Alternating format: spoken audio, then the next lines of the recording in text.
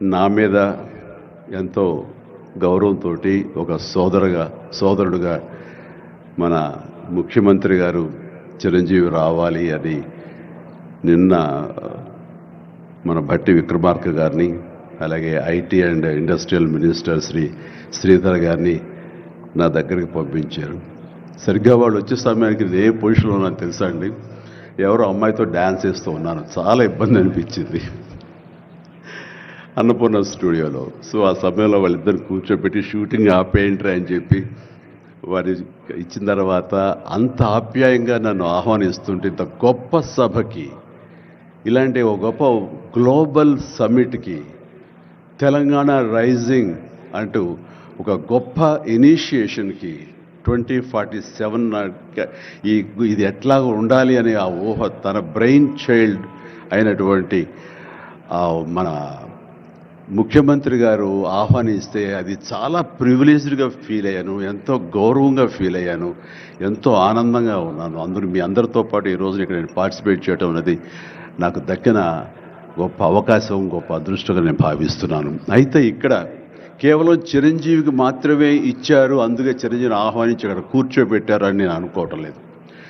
ఇది రేవంత్ రెడ్డి గారికి సినిమా పరిశ్రమ మీద ఉన్నటువంటి గౌరవం, సినిమాల ఇంపాక్ట్ ఈ సొసైటీలో ఎలాగ ఉంటుందో బాగా తెలిసిన వ్యక్తిగా వాళ్ళందరి తరపున ఒక వ్యక్తి ఉండాలి కాబట్టి చిరంజీవిని ఆహ్వానించారని మాత్రమే అనుకుంటున్నాను. ఈ రోజు నేను ఒక చిరంజీవిగా రాలేదు, చిత్ర పరిశ్రమ తరపున ఒక ఏజెంట్గా, వాళ్ళ రిప్రజెంటేటివ్గా నేను ఈ రోజున వచ్చాను, ఇక్కడ ఆహ్వానించబడ్డాను. కాబట్టి దానికి ప్రత్యేకించి పరిశ్రమ తరపున శ్రీ రేవంత్ రెడ్డి గారికి మనస్ఫూర్తిగా నా హృదయపూర్వక ధన్యవాదాలు తెలియజేస్తున్నాను. సార్, మీకు గుర్తుంటే మీరు ప్రభుత్వం ఏర్పాటు చేసిన కొత్తల్లో మొదటి వారంలోనే ఎప్పుడో నేను మిమ్మల్ని అభినందించడానికి నేను వచ్చినప్పుడు మీరు నాతో అన్న మొట్టమొదటి మాట, ఈ హైదరాబాద్ని ఫిలిం హబ్గా చేయాలి. అదేదో ఒక తెలుగు ఇండస్ట్రీ వరకో, లేకపోతే సౌత్ ఇండియన్ ఫిలిం ఇండస్ట్రీ వరకో, లేకపోతే ఏ భారతీయ వరకో కాదు, గ్లోబల్ మనకి ఏమి తక్కువ అని, ఇక్కడ ఏ వనరులు తక్కువ అని చెప్పేసి, ఏ ఎంకరేజ్మెంట్ తక్కువ అని చెప్పేసి మనం ఎందుకు చేయలేకపోతున్నాం, ఎందుకు కొన్ని తెలుగు ఫిలిమ్స్ ఒక లాంగ్వేజ్కే మనం కన్ఫైన్డ్ అయ్యాం. కాబట్టి నా ఉద్దేశంలో ఇది గ్లోబల్గా అన్ని రకాల ఇండస్ట్రీస్, ఇతర లాంగ్వేజ్ నుంచి సినిమా వాళ్ళు ఇక్కడ రావాలి, ఇక్కడ షూటింగ్ చేసుకోవాలి, అది నా ధ్యేయం అని అన్నప్పుడు చాలా ధైర్యంగా మాట్లాడుతున్నారు. అది నిజం కుదురుతుందా? ఎక్కడి నుంచో ఇతర దేశాల నుంచి వచ్చి ఇక్కడ షూటింగ్ చేయటం అన్నది, నేను టూరిజం మినిస్టర్గా ఉన్నప్పుడు ఫిలిం టూరిజంగా ఇక్కడ ఎంతోమంది ఆహ్వానించడానికి ఎంతో శ్రమపడ్డాం, ఎంతో కష్టించాం. కానీ ఇక్కడ ఉన్నటువంటి అట్మాస్ఫియర్ కానీ ఎంకరేజ్మెంట్ కానీ ఆయా గవర్నమెంట్లు అంత లేకుండా ఉండటంతో అది అంత పూర్తి సఫలీకృతం కాలేకపోయాం. ఆ ఉద్దేశంతో నేను కొంచెం స్కెప్టికల్గానే ఉన్నాను. ఎంతవరకు కుదురుతుంది, ఈయన డ్రీమ్ సక్సెస్ చేయగలరా అని అనుకుంటూ, మీరు ఏమైనా చేయండి, మీ గైడెన్స్ ఇవ్వండి, మీరు ఏం చెప్తే దాన్ని ఫాలో అవడానికి మేమందరం రెడీగా ఉన్నామని ఒక మాట ఇచ్చి మాత్రం అన్నాను. కానీ విత్ ఇన్ నో టైం ఇంత పెద్ద ఎత్తున ఈయన అన్ని రకాల సెక్టార్స్ వాళ్ళని ఇన్వైట్ చేసి గ్లోబల్గా అందరినీ వెల్కమ్ చేసి ఈ రోజున అందులో ఒక పార్ట్గా సినిమాలను కూడా ఆయన వెల్కమ్ చేస్తున్నారంటే కనుక అది హ్యాట్స్ ఆఫ్. అది ఆయన ఒక్కరి వల్లే అయ్యింది. అన్నట్టుగా కాకుండా అన్నది సాధ్యం చేసేలాగా ప్రాక్టికల్గా ఈ రోజున మనందరం చూస్తున్నాము. ఇది చాలు, డెఫినెట్గా ఆయన అనుకునేది సాధిస్తారనే ప్రగాఢమైన నమ్మకం నాకు ఏర్పడింది. ఎందుకంటే ఆయన అన్నది హైదరాబాద్ అనేది సెంట్రల్ లొకేటెడ్ మన కంట్రీలో. ఏ ఇతర ఇంపార్టెంట్ సిటీస్కి వెళ్ళాలని సరే 1 అవర్ డిస్టెన్స్లోనే ఉంది. మేబీ ఢిల్లీ ఇంకొక 1 అవర్ పడుతుందేమో తప్ప. అండ్ ఇక్కడ లేని లొకేషన్స్ ఎక్కడ లేవు, ఎక్కడ లేకుండా పోలేదు. మనకు మంచు కొండలు ఉన్నాయి, థార్ డెజర్ట్స్ ఉన్నాయి, అడవులు ఉన్నాయి, వర్షాలు పడేవి ఉన్నాయి, లాంగెస్ట్ బీచ్లు మనకు ఉన్నాయి. ఏమి తక్కువ, ఏ లొకేషన్స్ తక్కువ, ఏ వనరులు తక్కువ. ఇక్కడ పని చేయడానికి వాళ్ళకి స్కిల్ డెవలప్మెంట్ చేయగలిగితే కనుక పని చేయడానికి ఎంతోమంది ముందుకు వచ్చి సినిమా పరిశ్రమ ద్వారా ఉపయోగపడి వాళ్ళ కుటుంబాలకు వాళ్ళు ఉపయోగించుకుంటారు. ఇది ఆ పొటెన్షియల్ పూర్తిగా ట్యాప్ చేయలేదు అన్న మాట వాస్తవం. అది నేను అంగీకరిస్తూ మా సలహాల కోసంగా ఆయన కొన్ని సెమినార్లు ఫ్యూచర్లో నడిపిస్తామన్నారు. ఇప్పుడు కూడా అలాంటి చిన్న చిన్న సెమినార్లు మా పెద్దల మధ్య, సినిమా పెద్దల మధ్య జరిగింది. అయితే ఇది కాంప్రహెన్సివ్గా కన్సాలిడేట్గా జరిగేలాగా విత్ ఇన్ షార్ట్ టైం మేము అందరూ కూడా ముందుకు వస్తాము. ఇక్కడ ప్రపంచానికే ఇది అద్భుతమైనటువంటి సినిమా హబ్గా హైదరాబాద్ని చేయటంలో మేమందరం ముందుంటాము. అండ్ ఈ రోజున చూస్తే కనుక బాలీవుడ్ నుంచి సల్మాన్ ఖాన్, అజయ్ దేవ్గన్లు వచ్చి ఇక్కడ మేము స్మార్ట్ డిజిటల్గా కానీ అడ్వాన్స్డ్ ఫ్యూచరిస్టిక్ స్టూడియోస్ని మేము ఇక్కడ పెడతామని అంటాం అన్నది ఇది శుభారంభం. ఇదే ఇన్స్పిరేషన్గా నేను కానీ, నాగార్జున కానీ, వెంకటేష్ కానీ, ఇతర హీరోలు కానీ, ఇతర ప్రొడ్యూసర్స్, నిర్మాతలు ఎంతోమంది ఈరోజు ఇక్కడ ఉన్నారు ఈ సభ్యుకుల్లో. వాళ్ళందరూ కూడా ముందుకొచ్చి చేయాలన్న ఒక కుతూహలం కానివ్వండి, అది పూర్తిగా ఛార్జ్ అయి ఉన్నారంటే ఎలాంటి అతిశయోక్తి లేదు. అండ్ ఈ రోజున ప్రపంచపరంగా చూస్తే సినిమా ప్రభావం ఎంత ఉంటుంది, ఈ సాఫ్ట్ పవర్ ఎంత ఉంటుందన్నది నేషనల్ వైడ్గా కూడా కేంద్ర ప్రభుత్వం కూడా వేవ్స్ అనేది ఒకటి ప్రారంభించి అందులో మమ్మల్ని అందరూ కూడా పార్ట్ చేశారు.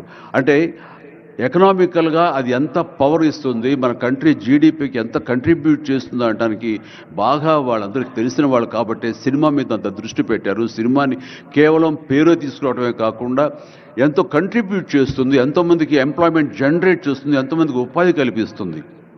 అంటే ఉదాహరణకి కొరియా తీసుకుంటే కనుక కొరియాలో బిగినింగ్ ఇనీషియల్గా వాళ్ళందరూ యూత్ అనేవాళ్ళు నైట్ ఈవినింగ్ అయ్యేసరికి చాలా పక్కదారులు పడుతున్నారు, కొన్ని వ్యసనాలకి లోనవుతున్నారు.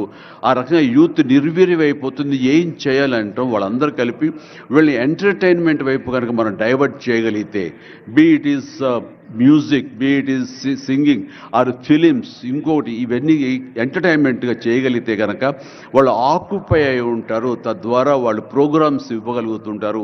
వాళ్ళందరూ నిష్ణాతులయ్యి వాళ్ళ ఫ్యామిలీకి వాళ్ళు బాసటగా ఉంటారు. తద్వారా వాళ్ళ నుంచి జనరేట్ అయ్యి ఎంతో కొంత వాళ్ళు క్రైమ్ వైపు వెళ్లకుండా ఉంటారు. ఆ రకంగా క్రైమ్ రేట్ తగ్గించుకోవచ్చు అనే భావంతో కొరియన్ గవర్నమెంట్ స్టార్ట్ చేసింది. కానీ ఈ రోజున ప్రపంచపరంగా Korea K pop, K drama, K music అంటూ కొరియన్ వాళ్ళ ఎకానమీ, వాళ్ళ జీడిపికి ఎంతో కొంత కంట్రిబ్యూట్ చేస్తుంది. ఎన్నో బిలియన్స్ ఆఫ్ డాలర్స్ కంట్రిబ్యూట్ చేస్తుంది ఈ యొక్క సాఫ్ట్ పవర్ మ్యూజిక్ అన్నది.